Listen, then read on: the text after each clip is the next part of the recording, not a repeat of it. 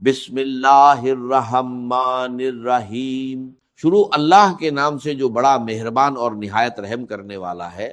السلام علیکم ورحمۃ اللہ وبرکاتہ۔ میرے پیارے بھائیو، اللہ الصمد اللہ تعالیٰ کا وہ مبارک نام ہے جس کی برکت سے انسان ساری زندگی کسی کا محتاج نہیں رہتا۔ یہ ایسا عظیم نام ہے کہ جو شخص اسے سچے دل اور مکمل یقین کے ساتھ اپنا لیتا ہے، اللہ تعالیٰ اس کے رزق میں ایسی کشادگی عطا فرماتا ہے کہ صرف وہی نہیں بلکہ اس کی آنے والی نسلیں بھی اس کی برکت سے فائدہ اٹھاتی ہیں۔ آپ کو صرف ایک چٹکی نمک لینا ہے اور اس پر ایک خاص روحانی عمل کرنا ہے۔ یہ ایسا عمل ہے جسے بہت سے لوگوں نے اپنی زندگی میں آزمایا اور اللہ تعالیٰ نے ان کے حالات میں حیرت انگیز تبدیلیاں عطا فرمائیں۔ اگر آپ رزق کی تنگی، کاروبار میں نقصان، شادی میں رکاوٹ، جادو کے اثرات یا قرض کے بوجھ تلے دبے ہوئے ہیں تو یہ عمل آپ کے لیے بے حد اہم ثابت ہو سکتا ہے۔ میرے عزیز دوستو، ایک چٹکی نمک ظاہر طور پر بہت معمولی چیز لگتی ہے، لیکن جب اس پر اللہ تعالیٰ کے مبارک نام کا ذکر کیا جاتا ہے تو یہی معمولی سی چیز خیر و برکت کا ذریعہ بن جائے۔ بے شمار لوگوں نے اس عمل کے بعد اپنے گھروں میں سکون، کاروبار میں ترقی اور رزق میں برکت محسوس کی۔ حضرت عمر فاروق اعظم رضی اللہ عنہ کی زندگی ہمیں یہ سبق دیتی ہے کہ جب ایمان مضبوط ہو اور اللہ پر بھروسہ مکمل ہو تو شیطانی اثرات اور مشکلات انسان پر غالب نہیں آ سکتے۔ روایتوں میں آتا ہے کہ آپ کی ہیبت اور قوت ایمان کی وجہ سے شیطان بھی اپنا راستہ بدل لیا کرتا۔ اسی لیے اس عمل کو سمجھنے اور صحیح طریقے سے انجام دینے کے لیے پوری توجہ ضروری ہے۔ بہت سے لوگ جلد بازی میں اصل بات کو سمجھے بغیر عمل شروع کر دیتے ہیں اور پھر انہیں مقصود فائدہ حاصل نہیں ہو پاتا۔ حالانکہ کامیابی کا راز صرف عمل میں نہیں بلکہ نیت، یقین اور اخلاص میں چھپا ہوا ہے۔ یہ محرم الحرام کا مبارک مہینہ ہے، اسلامی سال کا پہلا مہینہ۔ جب سال کی شروعات اللہ تعالیٰ کے ذکر، توبہ اور دعا کے ساتھ کی جائے تو پورے سال میں خیر اور برکت کے امکانات بڑھ جاتے ہیں۔ اسی لیے اہل ایمان اس مہینے کو خاص اہمیت دیتے ہیں اور اللہ تعالیٰ کی طرف زیادہ رجوع کرتے ہیں۔ جب آپ وضو کر کے پاک صاف جگہ پہ بیٹھ جائیں اور ایک چٹکی نمک اپنے سامنے رکھ لیں تو اب اس عمل کا سب سے اہم مرحلہ شروع ہوتا ہے۔ یہ وہی مرحلہ ہے جو بندے اور اس کے رب کے درمیان کھڑی گناہوں کی دیوار کو گرانے کا ذریعہ بنتا ہے، کیونکہ جب تک انسان سچے دل سے اپنے گناہوں پر نادم نہ ہو اور اللہ تعالیٰ سے معافی نہ مانگے تب تک برکت اور کشادگی کے دروازے پوری طرح نہیں کھلتے۔ میرے عزیز بھائیوں اور بہنوں، اسلامی نئے سال کی یہ مبارک گھڑیاں اللہ تعالیٰ کی رحمتوں سے بھرپور ہوتی ہیں۔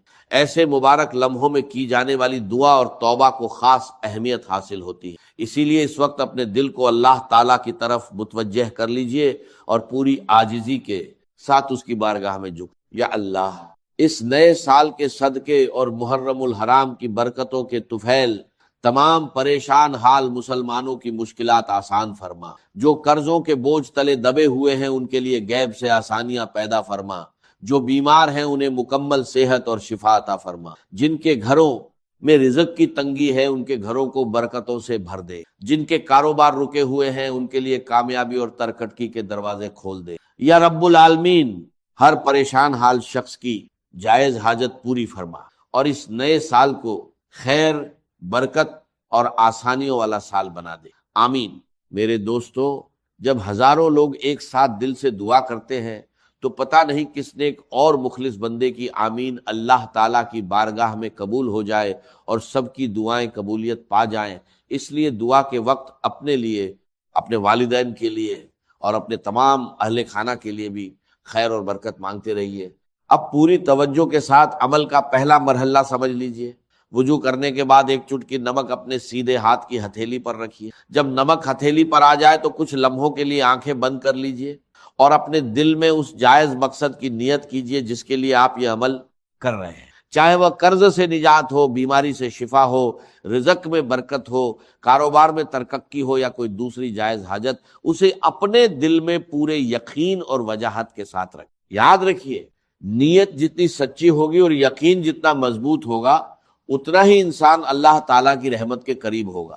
اس لیے اپنے دل میں شک اور وسوسوں کو جگہ مت دیجیے، بلکہ اللہ تعالیٰ کی قدرت پر مکمل بھروسہ رکھیے۔ نیت کرنے کے بعد سب سے پہلا کام سچی توبہ ہے۔ بہت سے لوگ سمجھتے ہیں کہ ان کے رزق میں رکاوٹ کسی بندش، حسد یا جادو کی وجہ سے ہے، لیکن کئی مرتبہ انسان کے اپنے گناہ بھی اس کے اور اللہ تعالیٰ کی رحمت کے درمیان حجاب بن جاتے ہیں۔ اسی لیے توبہ اور استغفار ہر خیر کی بنیاد ہے۔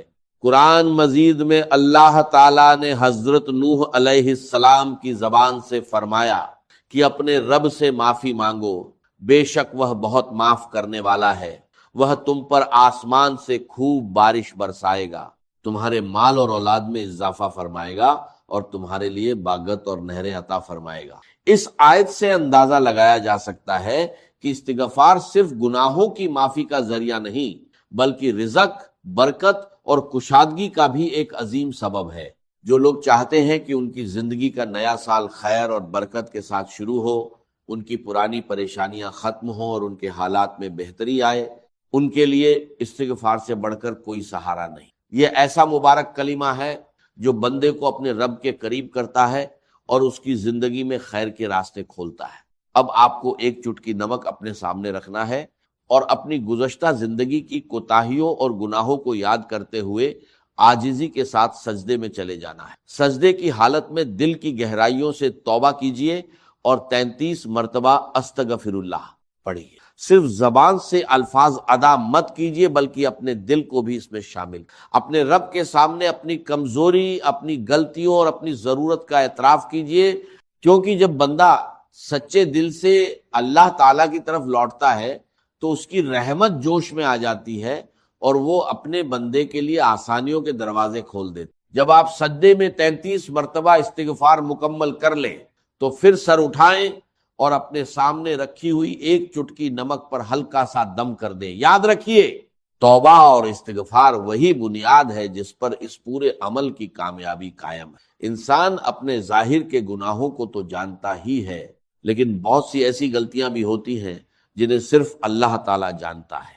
اسی لیے سچی ندامت کے ساتھ اپنے رب سے معافی مانگیے اور دل کی گہرائیوں سے اس کی رحمت کے طلبگار بنی۔ میرے عزیز بھائیوں اور بہنوں، جب بندہ اپنے رب کو راضی کر لیتا ہے، اس کے سامنے جھک جاتا ہے اور اپنے گناہوں کی معافی مانگ لیتا ہے، تو پھر اس کے لیے خیر اور برکت کے دروازے کھلنے لگتے ہیں۔ اب اس ایک چٹکی نمک پر دوسرا اہم وظیفہ پڑھنا ہے، جو رزق، کشادگی اور بے نیازی کے لیے پڑھا جاتا ہے۔ اب آپ کو اللہ تعالیٰ کا مبارک نام یا گنی پڑھنا ہے۔ گنی کا مطلب ہے وہ ذات جو ہر لحاظ سے بے نیاز ہے اور ساری مخلوق اس کی محتاج ہے۔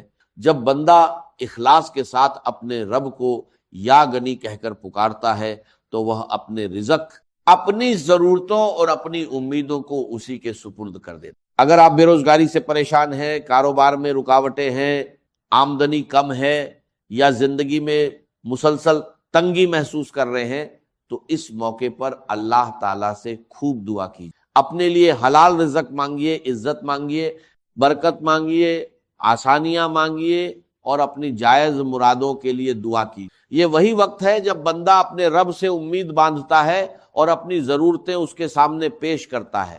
اب اس ایک چٹکی نمک پر یا گنی 72 مرتبہ پڑھنا ہے۔ پوری توجہ، یقین اور خشوع کے ساتھ ہر مرتبہ یا گنی پڑھیے۔ جب 72 مرتبہ مکمل ہو جائیں تو دوبارہ اسی نمک پر دم کر دیجیے۔ اس کے بعد آپ کو اللہ تعالیٰ کا ایک اور نہایت مبارک نام یا فتاح پڑھنا ہے۔ فتاح کا مطلب ہے بند دروازے کھولنے والا، مشکلوں کو آسان کرنے والا اور راستے پیدا فرمانے والا۔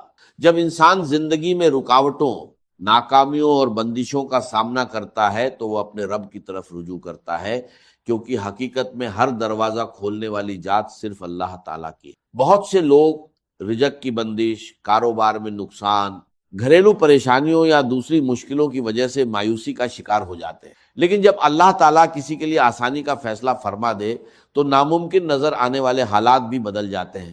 اسی لیے اس مبارک نام کو پورے یقین کے ساتھ پڑھنا چاہیے اور دل میں یہ عقیدہ رکھنا چاہیے کہ ہر معاملہ اللہ تعالیٰ کے اختیار میں۔ اب اسی ایک چٹکی نمک پر یا فتاح بھی 72 مرتبہ پڑھیے، نہ اس سے کم اور نہ اس سے زیادہ۔ ہر مرتبہ پوری توجہ کے ساتھ پڑھتے جائیے اور جب تعداد مکمل ہو جائے تو تیسری مرتبہ اسی نمک پر دم کر دیجئے۔ میرے بھائیوں اور بہنوں، استغفار یا گنی اور یا فتح پڑھنے کے بعد اس ایک چٹکی نمک پر کیے جانے والے اذکار مکمل ہو جاتے۔ اب اپنے دل میں یہ یقین تازہ رکھیے کہ اللہ تعالیٰ ہر چیز پر قادر ہے، وہی تنگی کو آسانی میں بدلنے والا، رزق میں برکت عطا فرمانے والا اور بند راستوں کو کھولنے والا ہے۔ جو بندہ سچے دل سے اپنے رب کی طرف رجوع کرتا ہے، اللہ تعالیٰ اسے کبھی خالی ہاتھ نہیں لوٹاتا۔ اب اس ایک چٹکی نمک پر اللہ تعالیٰ کا مبارک نام اللہ الصمد پڑھنا ہے۔ یاد رکھیے، ہر شخص کو یہ توفیق نصیب نہیں ہوتی کہ وہ محرم الحرام کے مبارک دنوں میں اللہ تعالیٰ کے اس عظیم نام کا ذکر کرنے کی سعادت حاصل کر۔ بہت سے لوگ اپنی مصروفیات میں کھوئے رہتے ہیں، بہت سے لوگ غفلت میں وقت گزار دیتے ہیں، لیکن اگر اللہ تعالیٰ نے آپ کو یہ عمل سننے، سمجھنے اور کرنے کی توفیق عطا فرمائی ہے تو یہ اس کی خاص مہربانی ہے۔ اللہ الصمد، قرآن مجید کی عظیم سورت سورہ اخلاص کا وہ مبارک نام ہے جو اللہ تعالیٰ کی مکمل بے نیازی اور عظمت کو بیان کرتا ہے۔ وہ ذات جو کسی کی محتاج نہیں اور پوری کائنات جس کی محتاج ہے۔ جب بندہ اخلاص اور یقین کے ساتھ اس مبارک نام کا ذکر کرتا ہے تو وہ اپنی تمام حاجتیں، پریشانیاں اور امیدیں اپنے رب کے سپرد کر دیتا ہے۔ اس ایک چٹکی نمک کو اپنی ہتھیلی پر رکھیے، ابتدا میں 11 مرتبہ درود پاک پڑھیے، پھر پورے یقین اور توجہ کے ساتھ 313 مرتبہ اللہ الصمد کا ورد کیجیے۔ جب تعداد مکمل ہو جائے تو آخر میں دوبارہ 11 مرتبہ درود پاک پڑھیے اور پھر اس نمک پر دم کر دیجیے۔ میرے بھائیوں اور بہنوں، اب یہ نمک صرف عام نمک نہیں رہا، بلکہ اس پر اللہ تعالیٰ کے مبارک ناموں کا ذکر ہو چکا ہے، اس لیے اسے ادب اور احترام کے ساتھ محفوظ رکھیے۔ اگر آپ چاہیں تو اس نمک کے کچھ دانے پانی میں ڈال کر استعمال کر سکتے ہیں۔ اگر گھر میں برکت اور کشادگی کی نیت ہو تو اسے گھر کے عام نمک میں ملا سکتے ہیں۔ اگر کاروبار میں بہتری اور ترقی کی دعا ہو تو اسے اپنی دکان یا کام کی جگہ پر ادب کے ساتھ رکھ سکتے ہیں۔ اصل فائدہ نمک سے نہیں بلکہ اللہ تعالیٰ کی رحمت، ذکر اور دعا سے حاصل ہوتا ہے، اس لیے ہر حال میں بھروسہ صرف اللہ تعالیٰ پر رکھیے۔ ایک بات ہمیشہ یاد رکھیے، کسی بھی عمل کی کامیابی صرف الفاظ کی تکرار میں نہیں بلکہ اخلاص، یقین، نماز کی پابندی، حلال رزق اور اللہ تعالیٰ سے مضبوط تعلق میں ہوتی۔ جو بندہ اپنے رب کی طرف سچے دل سے رجوع کرتا ہے، اللہ تعالیٰ اس کے لیے وہاں سے راستے پیدا فرما دیتا ہے جہاں سے اسے گمان بھی نہیں ہو۔ اب میں آپ سب سے ایک دلی گزارش کرنا چاہتا ہوں، اگر آپ نے یہ پورا وظیفہ شروع سے آخر تک توجہ کے ساتھ سنا ہے تو کمنٹ میں اپنی سب سے بڑی حاجت ضرور لکھیے، چاہے وہ قرض سے نجات ہو، بیماری سے شفا ہو، اولاد کے لیے دعا ہو، روزگار کا مسئلہ ہو، یا دل کی کوئی ایسی خواہش جسے آپ برسوں سے اپنے سینے میں لیے بیٹھے ہوں۔ اپنی حاجت لکھیے اور آخر میں آمین ضرور۔ بات سے قرآن کا عجیب اس کے معنی کیا ہے؟ دل لبھانے والا، حسین۔ یہاں اللہ کے تقوی کا جو مقام اور مرتبہ واضح کیا جا رہا ہے، اللہ کی نگاہ میں اگر واقعتاً حقیقی تقوی ہے، صحیح تقوی ہے، قلب کا تقوی ہے، جیسا کہ حضور فرماتے تھے اپنے دست مبارک سے 3 مرتبہ آپ نے اشارہ کیا اپنے سینہ مبارک کی طرف، التقوی ہا ہونا، التقوی ہا ہونا، التقوی یہاں ہوتا ہے۔ دل میں تقوی ہے تو تقوی ہے، باقی لباس و نزاکت یہ ساری متقیوں کسی بنالی اور اندر کا معاملہ نہیں ہے تو یہ بہروپ ہے، یہ تقوی نہیں ہے۔ لیکن حقیقی تقوی ہو تو پھر اس کا کیا مقام ہے؟ اب دیکھیے پہلی بات آ رہی ہے، وَمَن يَتَّقِ اللَّهَ يَجْعَلْ لَهُ مَخْرَجًا، جو شخص اللہ کا تقوی اختیار کرے گا اللہ اس کے لیے راستہ پیدا کر دے گا، جہاں بالکل نظر نہیں آئے گا کہ کوئی راستہ، اللہ راستہ پیدا کر دے۔ بالکل نظر نہیں آ رہا تھا موسیٰ کے ساتھیوں کو کہ اب کیسے بچیں گے، نیچے لشکر آگے سمندر ہے، اللہ نے راستہ پیدا کیا۔ خود حضرت ابوبکر کا جو حال ہو گیا تھا کہ حضور اگر انہوں نے ذرا بھی دیکھ لیا، نیچے اپنے قدموں کی طرف بھی نگاہ ڈالی تو ہم نظر آ جائیں گے، آپ نے لا تحزن ان اللہ معنا، راستہ نکالتا ہے۔ پھر حضور گئے طائف، لیکن وہاں سے خالی ہاتھ آئے، مدینے میں اللہ نے خود ہی کھڑکی کھول دی، 6 آدمی ایمان لے آئے، آپ گئے ہی نہیں اور وہاں انقلاب بھی آ گیا۔ عزیز، اس اعتبار سے اللہ مخرج پیدا کرتا ہے، تم صحیح طریقے پر چلتے رہو، تقوی اختیار کرو، صحیح راستے پر جد و جہد کرو، یہ کام اللہ پر چھوڑو، کب اسے منظور ہے اس کا کامیاب ہونا۔ جب ہوگا وہ راستہ ایسا کھولنے کا کہ تمہیں گمان بھی نہیں ہوگا. وَيَرْزُقْهُ مِنْ حَيْثُ لَا يَحْتَسِبُ, اور اسے رزق دے گا وہاں سے جہاں سے اسے گمان بھی نہیں ہوگا. اقامت دین کی جد و جہد ہو, غلبہ دین کی جد و جہد ہو, اپنے آپ کو اجل صلاتی و نسکی و محیایا و مماتی اس کا فیصلہ کرنا, تو سب سے بڑی رکاوٹ آتی کھائیں گے کیا. اللہ تو کہتا ہے راضی میں ہے ایمان اور یقین, اس پر کر کے دیکھو صحیح, اس پر اعتماد تو کرو. لیکن یہ کہ اس پر اعتماد کرنا, توکل, بڑی مشکل. وہ تو جتنا ایمان ہوگا اتنا اعتماد ہوگا, اور گہرا ایمان ہوگا گہرا اعتماد. وَمَن يَتَّقِ اللَّهَ يَجْعَلْ لَهُ مَخْرَجًا وَيَرْزُقْهُ مِنْ حَيْثُ لَا يَحْتَسِبُ وَمَن يَتَوَكَّلْ عَلَى اللَّهِ فَهُوَ حَسْبُهُ. یہ تو ابھی تقویٰ والے کی بات ہے کہ وہ وہاں سے رزق دے گا جہاں سے اسے ملے گا بھی نہیں, اور جس نے اللہ پر توکل کر لیا تو وہ اس کے لیے بہت کافی ہو جائے گا. توکل کر کے تو دیکھو, ہنسی پڑھو وہ اس کے لیے کافی. یہاں تک فرمایا ہے حدیث قدسی میں, حدیث میں, من کان فی حاجت اخیہ کان اللہ فی حاجتہ. اگر کوئی مسلمان اپنے کسی بھائی کی ضرورت پوری کرنے میں لگ رہا ہے, اپنا وقت صرف کر رہا ہے, اللہ اس کی ضرورت پوری کرنی شروع کر دیتا. فکر ماں در کار ماں ہزار ماں, کار ساز ماں میں فکر کار ماں. یہ فارسی شاعری کے اندر یہ دینی حقائق ہے. کار ساز ماں میں فکر کار ماں, میرا کار ساز میرے کاموں کی فکر کر رہا ہے, میں نے اپنے آپ کو اس کے کام کے لیے لگا دیا. وہ دنیا میں بھی ذرا سا بھی کوئی شریف انسان ہوگا, آپ اس کے ہو جائیں وہ آپ کو چھوڑ دے گا. پھر کہیں شرافت ہو, مروت ہو, آپ اللہ کے بن کر تو دیکھیے. پھر وہ کارساز ہے, کارساز ماں بے فکر کار ماں, فکر ماں در کار ماں آزار ماں. حضرت معاویہ صحابی ہیں, کاتب وحی ہیں, حضور کے برادر نسبتی ہیں, صالح ہیں. ام حبیبہ بہن ہے ان کی جو حضور کی زوجہ محترمہ ہے, ان کا مقام بہت بلند ہے. لیکن ہم انہیں خلفائے راشدین میں شامل نہیں کرتے, اس لیے کہ ان کا جو خلافت کو اختیار کرنا یا حکومت اختیار کرنا یہ قبائلی عصبیت کی بنیاد پر تھا, باہمی مشورے کی بنیاد پر نہیں تھا. لیکن 20 سال تک ان کا دور حکومت ہے, اور کوئی خونریزی نہیں, کوئی غارت گری نہیں, کوئی اختلاف نہیں, کوئی بغاوت نہیں, کوئی جھگڑا نہیں. مدبر اس درجے کے تھے. اب آئیے آخری سٹیج آئی. حضرت معاویہ کو مشورہ دیا گیا. مغیرہ ابن شعبہ ایک بزرگ صحابی تھے کہ دیکھیے جناب امیر, مسلمانوں میں اختلاف ہوا, 4.5 سال 5 سال خانہ جنگی رہی. اب اگر پھر معاملہ آپ کے انتقال کے بعد ایسے ہی چھوٹ گیا تو اختلافات ہوں گے, جھگڑے ہوں گے, مختلف دعوے دار سامنے آئیں گے, جنگیں ہوں گی, پھر دوبارہ جو ہے فساد ہو جائے. آپ کسی کو نامزد کر دیجیے. اور پھر مشورہ دیا اپنے بیٹے یزید کو نامزد کر دیجیے. حضرت معاویہ ریلیکٹنٹ رہے, لیکن اس کے بعد انہوں نے مان لیا اور فیصلہ کر لیا. یہاں میں چاہتا ہوں کہ بات سمجھ لیں اچھی طرح. اس معاملے میں اگر آپ حضرت معاویہ کی نیت پر شک کریں گے تو مجھے آپ کے ایمان پر شک ہو جائے گا. نیت پر نہیں, غلطی ہو سکتی ہے, صحابی ہیں, نیت غلط نہیں تھی. نیت کیا تھی, اور میں سمجھتا ہوں 100% درست تھی, کہ اب اتنا پانی گزر چکا ہے پل کے نیچے سے وقت کے دریا میں کہ بارے صحابہ سب رخصت ہو چکے. اب اکثریت 9 مسلموں کی ہے, عصبیتیں بھی ہیں, قبائلی عصبیتیں ختم تو نہیں ہوئی.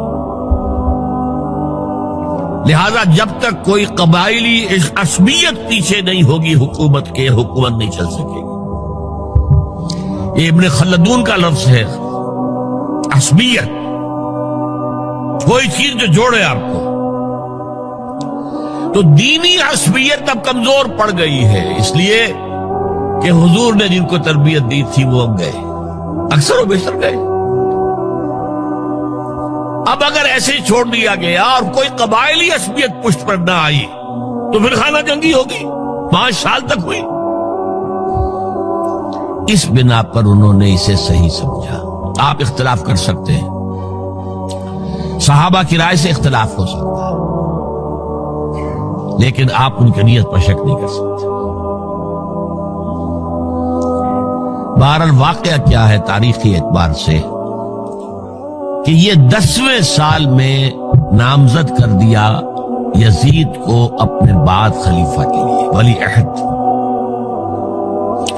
اس وقت تقریباً سب نے بات مان لی سوائے 5 افراد کے. وہ 5 افراد بہت اہم تھے, بہت اہم. ابو بکر اہم ترین آدمی تھے، ان کے بیٹے عبد الرحمن ابن ابو بکر. عمر نمبر 2 تھے، عبداللہ ابن عمر. زبیر عبداللہ ابن زبیر. عباس عبداللہ ابن عباس. اور حسین ابن علی. حضرت حسن کا انتقال ہو گیا. اہل تشیع کا کہنا یہ کہ زہر دیا گیا، واللہ اعلم، میں کچھ نہیں کہہ سکتا. میں کوئی تاریخ کا محقق اس معنی میں نہیں، میں موٹی موٹی باتیں جانتا ہوں. بہرحال انتقال ہو گیا تھا. 5 آدمیوں نے نہیں مانا، لیکن دیکھیے یہ تھی تدبر کی بات حضرت امیر معاویہ کی. کوئی دباؤ نہیں ڈالا، کوئی جبر نہیں کیا، کوئی کسی کو نقصان نہیں پہنچایا کہ نہیں مان رہے تو یہ کر دیں. نہیں، دیکھیں گے جب وقت آئے گا. جب وقت آیا حضرت معاویہ کے انتقال کے بعد، اب ایک صاحب جا چکے تھے، حضرت عبد الرحمن ابن ابی بکر فوت ہو چکے، اب 4 رہ گئے. 3 عبادلہ، عبداللہ ابن عمر، عبداللہ ابن عباس، عبداللہ ابن زبیر، ایک حسین ابن علی رضی اللہ تعالی عنہم اجمعین. جب بیعت ہو گئی یزید کی تو اب ان کے درمیان اختلاف ہوا.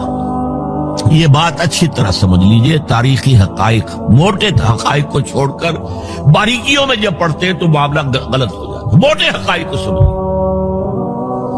جیسے کہتے ہیں میکرو اکنامکس اور مائکرو اکنامکس. میکرو ہسٹری جو ہے، 2 ایک طرف ہو گئے، 2 ایک طرف ہو گئے. عبداللہ ابن عباس کی رائے ہوئی کہ اگرچہ یہ غلط کام ہوا ہے، یہ قیصر و کسریٰ کی سنت پر عمل ہو رہا ہے، لیکن یہ ایسی بڑی بات نہیں ہے کہ خوریزی شروع کر دی جائے اور امن و امان ختم ہو جائے. یہی بات عبداللہ ابن عمر کی ہو گئی. یہ 2 تو یکجا ہو گئے. مصلحت کہہ لیں جو بھی سمجھے، لیکن نیت پر حملہ نہیں کر سکیں گے آپ. دیانت انہوں نے یہ سمجھا کہ اب جب کہ ہو گیا معاملہ تو ٹھیک ہے. حرام مطلق تو کہیں نہیں لکھا ہوا قرآن کے اندر کہ بیٹا نہیں ہو سکتا، کہیں نہیں لکھا ہوا. بہرحال ان 2 کی رائے یہ ہوئی کہ اگرچہ کام غلط ہے لیکن اتنا غلط نہیں ہے کہ اس کو چیلنج کیا جائے اور اس سے جو ہے خانہ جنگی شروع ہو جائے اور فساد شروع ہو جائے. 2 کی رائے یہ ہوئی کہ نہیں، we have to challenge it come what may. عبداللہ ابن زبیر، حسین ابن علی رضی اللہ تعالی عنہما یا عنہم، تو یہ 2 علیحدہ. ان 2 میں اب اختلاف ہوا. عبداللہ ابن زبیر کی رائے یہ تھی کہ یہی مقیم رہو مکے میں، حجاز میں، مکے اور مدینے میں، یہاں سے ریزسٹنس موومنٹ ہم شروع کریں، کیونکہ یزید کی خلافت تو دمشق میں تھی، بہت دور. حضرت حسین کو خطوط آ رہے تھے کوفے سے. کوفہ حضرت علی کا صدر مقام رہا تھا، اور جن سبائیوں نے فتنہ پیدا کیا تھا حضرت عثمان کے خلاف، وہ بھی وہیں آباد تھے.